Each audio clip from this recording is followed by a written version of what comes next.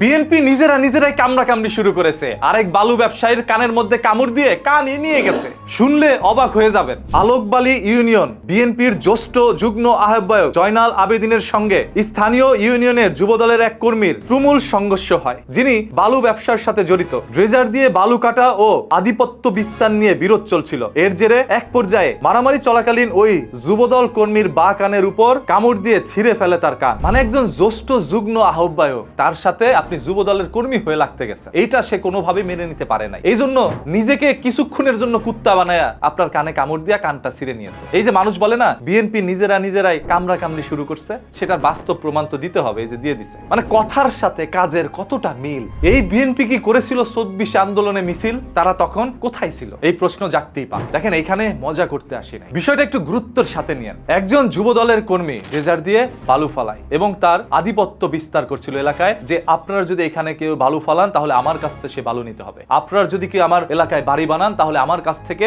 সেই নির্মাণ কাজের সকল মালামাল নিতে হবে। এইভাবেই তিনি তার আধিপত্য বিস্তার করছিল। একজন যুবদলের কর্মী হয়ে কিভাবে এই আধিপত্য বিস্তার করতে পারে? যেখানে রয়েছে জ্যেষ্ঠ যুগ্ম আহ্বায়ক, সে এসে যেহেতু পদে তার একটু বড়, সেহেতু যারটা ছোট তাকে এসে ধাক্কা দিয়ে ফেলে দিতে চাইছে, এবং সেই ছোট মানুষটা তো আর এগুলো মেনে নিতে পারে না। এই জন্য হাতাহাতি হয়। এক পর্যায়ে যুবদলের কর্মীর কানে কামড় দেয়। ছোট যেহেতু কান, সেহেতু কানটা কামড় দিয়ে নিয়ে গেল। আমাদের একটা প্রবাদ আছে না, চিলে কান নিয়ে গেল, এই জন্য নিজের কানে হাত না দিয়ে চিলের পিছনে ছুটে গেলেন। আগে তো চেক করে দেখবেন কানটা নিচে নাকি নাই।